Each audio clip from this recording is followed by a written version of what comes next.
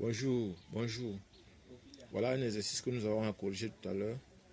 On dit soit la matrice associée à l'application f définie sur R au cube par 2 points, grand A égale A. Voilà la matrice. Et on demande de déterminer l'expression analytique de l'application f. Ça, c'est la première question. Deuxième question, déterminer quel f et IMF, c'est-à-dire le noyau et l'image de f, et leur dimension. F est-elle bijective? Voilà par exemple, f est-elle bijective? Maintenant on dit petit 3. Petit 3, soit S, on a donné SV1 égale, V2 égale, V3 égale. Petit a, montrer que SR1 est une base de R3. Petit b, donner la matrice associée à F suivant la base grand S. Donc voilà par exemple l'exercice. Donc voilà l'exercice. Nous allons corriger. On va donc commencer la correction. Bonjour, nous allons corriger donc cet exercice. Donc voilà, on dit soit la matrice associée à l'application F définie sur R au cube par A égale A. On a dit de déterminer la première question, déterminer l'expression analytique de l'application. Donc solution.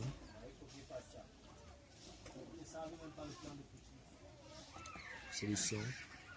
Donc la matrice A est égale à 1, 3, 1, moins 1, 0, 1, 5, 2, 4. Donc voilà par exemple ce qu'on a. Bon, on a plusieurs façons de trouver l'expression analytique. Donc on aura f de x, y, z égale à quoi? Nous pouvons poser dans un premier temps ax égale à x'. Ça c'est une première possibilité. Avec x égale à x, y, z, x' égale à x', y', z'. Donc ça c'est une première possibilité. Donc finissons d'abord, résolvant avec ça. Donc on a ax égale à x', qui va dire que x', y', z' égale donc à 1, moins 1, 5, 3, 0, 2, 1, 1, 4, x, y, z. Donc voilà ce qu'on a. Et puis maintenant on va faire ça la fois ça. On va nous donner x' égale donc à. Ici ça la fois ça. Ça va faire ici à x moins y plus 5z. Maintenant y' égale à. Ça va faire ça. Ça va faire 3x plus 0 y plus 2z. Donc maintenant z' sera égal à x plus y plus 4z. Donc voilà ce qu'on a. Et puis maintenant on peut donc dire que l'expression analytique f2. Donc ici on pouvait dire ici que f de x, y, z est égal à x', y', z'. Donc on pouvait écrire comme ça. Donc voilà ce qu'on a. Et puis maintenant on aura donc ici f de x, y, z devrait être donc égal à x moins y plus 5z point virgule 3x plus 2z point virgule x plus y plus 4z. Donc voilà ce qu'on a. Donc voici une première expression voilà une première expression analytique. La deuxième possibilité, c'est d'aller dans la base canonique. Ici, comme ça c'est f de i, f de j, f de k. Donc f est une application de R3 vers R3. Et là, par exemple, méthode 2. Deuxième méthode. Donc pour la deuxième méthode, nous allons écrire simplement que f de i est égal à i. On va prendre ici, ça fait i plus 3j plus k. Plus 3j plus k. Maintenant f de j f de j égale à. On va faire ici moins i plus 0j plus k. Moins i plus 0j plus k. F de k égale à 5 i plus 2j plus 4k. Plus 4k. Donc voilà ce que j'ai. Et maintenant, on va dire U, soit U, un vecteur qui s'écrit fxi plus yj plus zk. Et maintenant U' égale à x' i plus y' j plus z'. Donc voilà par exemple ce qu'on a. Et puis maintenant, on va écrire, on aura ici f de u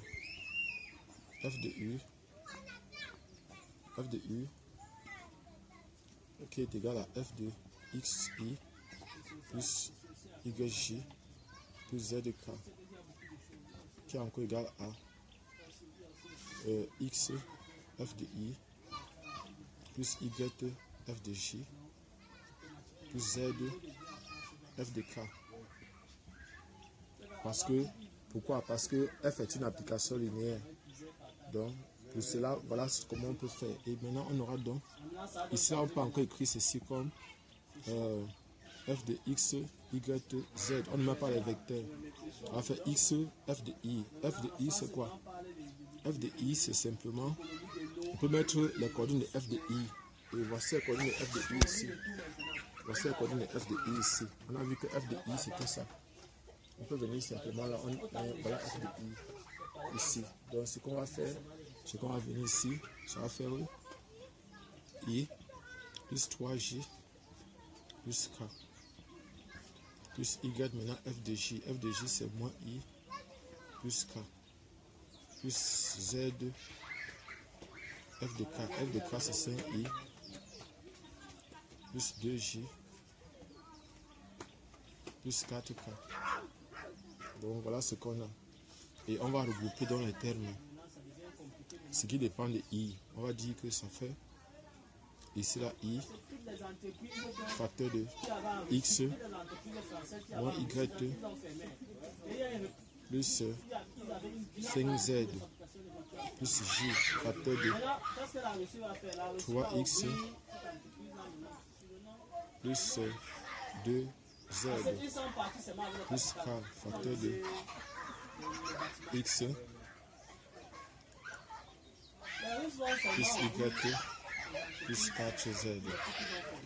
Donc voilà ce qu'on a.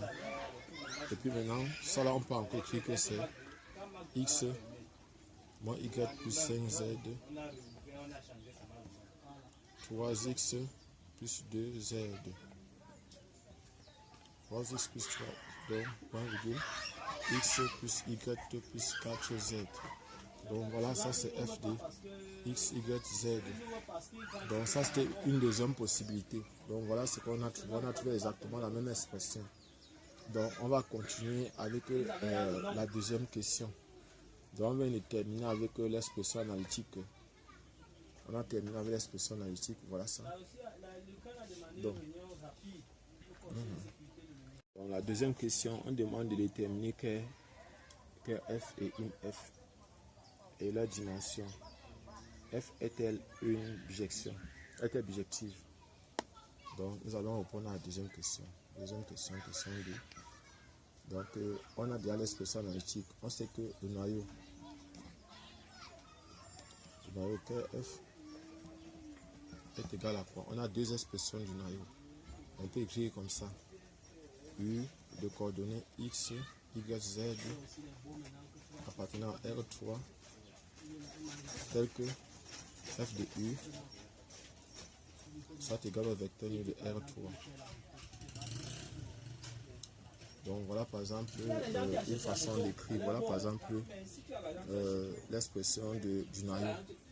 Maintenant on peut aussi écrire le noyau comme KF égale à x, les coordonnées x, y, z, tel que ax soit égal à 0. Donc voilà par exemple, ça c'est une autre façon d'écrire. Donc nous allons utiliser la deuxième façon-ci pour trouver le noyau. Donc ça c'est O. Donc maintenant nous allons utiliser cette façon-ci. Donc ax égale à 0 qui va dire que A c'est quoi? C'est 1, 3, 1, c'est moins 1, 0, 1, c'est 5, 2, 4, c'est x, c'est y, c'est z, égale à 0, 0, 0. Donc voilà ce qu'on a ici. Voilà ce qu'on a. Et puis maintenant, on va résoudre. On va donner ça fois ça. Ça va faire donc x moins y plus 5z égale à 0. On va faire 3x plus 2z égale à 0. Ça va faire ici x plus y plus 4z égale à 0. Et maintenant, lorsqu'on a ceci, on va donc résoudre ce système-ci. Et là, par exemple, on va dire la matrice de Gauss, Jordan. Donc ça va faire 1, 3, 1, moins 1, 0, 1. 5, 2, 4, bas, 0, 0, 0. Voilà ce qu'on a. Et notre objectif donc, ça sera donc de résoudre le système si ça s'aligne 1, ça s'aligne 2, ça s'aligne 3. Donc notre objectif c'est de chercher à prendre ceci comme pivot, chercher à avoir 0 ici et 0 ici. Donc on a donc ça ligne 1 qui va rester la ligne 1. La ligne 2 devient la ligne 2 moins 3 fois la ligne 1. La ligne 3 devient la ligne 3 moins la ligne 1. Donc ici ça va faire 1, moins 1, 5, ici c'est 0. On fait ça là, moins 3 fois ça, ça fait 0. Ça là, moins 3 fois ça, ça fait 3. Ça là, moins 3 fois ça, ça va faire 2. Moins 15, ça fait moins 13. Ça va moins ça, ça fait 0. Ça va moins ça, ça fait 2. Ça va moins ça, ça fait moins 1. Ça fait 0 ici et ça fait 0 là. Donc l'idée ici c'est de chercher à prendre ceci comme pivot. Chercher à avoir 0 ici et 0 là. Donc ici là, ça c'est ligne 1, ça c'est ligne 2, ça c'est ligne 3. Donc ici on va dire que la ligne 2 reste la ligne 2. La ligne 3 devient, la ligne 3 devient 3 fois la ligne 3 moins 2 fois la ligne 2. La ligne 1 devient 3 fois la ligne 1 plus la ligne 2. Plus la ligne 2. Donc, on va prendre, ça fait 0, ça fait 3, ça fait moins 13, bas 0. Oui, on a dit 3 fois ceci, moins ça, ça fait 0 ici. Ça fait 3 ici. Ça fait 3 ici. 3 fois ça plus ça, ça fait 0. 3 fois ça plus ça. 3 fois ça plus ça. Ça fait 2. Ça fait 0 ici. Et maintenant, au niveau d'ici, ça fait 0. Ça fait 0 ici. Et ici, ça va faire 3 fois. Ça fait 3 fois la ligne 3. Ça fait 3 fois la ligne 3. Ça va faire 26. 26. Donc ça va faire 3 fois ceci. 26 moins 3. Ça fait 23. Ça fait 0. Donc à partir de ceci, si on revient au système d'équation, on aura les coefficients. Donc ça va donner ici là x égale à 0, y égale à 0, z égale à 0. Donc voilà ce qu'on a. Et si j'ai donc x égale à 0, y égale à 0, z égale à 0, ça veut dire que curl f est réduit au vecteur nul, est égal à 0, 0, 0, qui est encore égal à, vecteur nul de R3. Donc voilà ça. Et on a dit, il fallait déterminer, je crois, on a demandé de déterminer une base, je crois. Déterminer une base. Non, et déterminer que F et sa dimension. Donc on va dire que dimension du noyau, c'est en fait la dimension d'un sous-espace vectoriel, c'est le nombre de vecteurs qui forment une base. La dimension ici, il n'y a aucun vecteur, donc dimension de KF, KF est égal à 0. Dimension de KF est égal à 0. Donc ici maintenant, IMF est égal à quoi? C'est égal à vecteur. On va mettre ici les vecteurs ici. 1, 3, 1, moins 1, point virgule, moins 1, 0, 1, point virgule, 5, 2, 4. Donc voilà les vecteurs qui appartiennent d'office à. Ça c'est encore pour ceux qui ne savent pas. C'est encore égal à vecteur de f de i, f de j, f de k. Donc c'est ça, f de i, f de j, f de k. Donc maintenant ce qu'on va faire, ce que nous allons faire maintenant c'est quoi? C'est que ayant déjà trouvé ça, on va donc chercher une base. Cherchons une base de IMF. On va former une base. Pour ça, formons une matrice à partir des vecteurs de IMF. Donc, ce qu'on va faire, c'est quoi? C'est qu'on va donc former une base. On va donc mettre, ça va faire 1, 3, 1. Ça va faire moins 1, 0, 1. Ça va faire 5, 2, 4. Voici la matrice ici. Et notre objectif, c'est donc de trouver le rang de cette matrice. On a donc ici ligne 1, ligne 2, ligne 3. Et là, par exemple, ce qu'on va faire, c'est que quoi? On va dire que ligne 1, notre objectif, c'est d'avoir 0 ici, 0 là. Ça va faire ligne 1 est égal à la ligne 2 devient ligne 2 plus la ligne 1. La ligne 3 devient ligne 3 moins 5 fois la ligne 1. Donc 1, 3, 1. On va faire ça là plus ça, ça fait 0. Ça fait 3, ça fait 2. Ici, ça va faire 5 fois, ça fait 0. Ça là moins 5 fois ça. Ça fait 13. Ça fait moins 13. Ça va moins 5 fois ça. Ça fait moins 1. Donc maintenant, ça ligne 1 ici, ligne 2, ligne 3. La ligne 2 reste à ligne 2. Donc la ligne 1 va rester à ligne 1. Étant donné que c'est un colorant que je suis en train de chercher, donc je n'ai plus besoin de trop m'embrouiller. Je passe à la ligne 1 reste à la ligne 1. Mon problème c'est de triangulariser la matrice. La ligne 2 reste à la ligne 2. La ligne 3 devient donc maintenant 3 fois la ligne 3 plus 13 fois la ligne 2. Donc ça va faire 1, 3, 1, 0, 3, 2. Ça va faire 0 ici, ça va faire 0 là. On a dit 3 fois ceci. Plus 13 fois ça. 13 fois ça, ça fait 26. Ça va faire 23. Donc le rang est 3. Le rang est 3. On a 3 lignes non nulles. Ça veut dire que l'ensemble des vecteurs forme une base. Ça veut dire que on peut dire que l'ensemble de ces 3 vecteurs là, ça veut dire que IMF égale à vecteur de f de i, f de j, f de k. Et donc f de i, f de j, f de k forment une base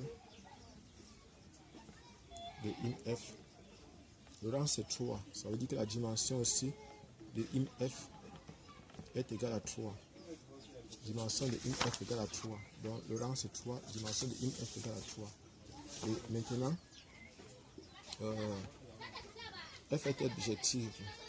Il y a un théorème qui dit que, donc déjà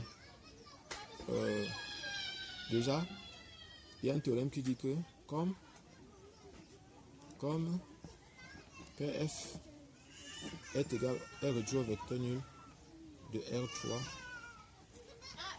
on va dire que F est injective. F est injective. Or, maintenant, IMF est égal à, donc dimension de IMF égale à 3. Ça veut dire que F est surjective. D'où F est bijective. Donc, d'où F est bijective. Donc, voilà par exemple ce qu'on a. Maintenant, on va reprendre la troisième question. Petit 3.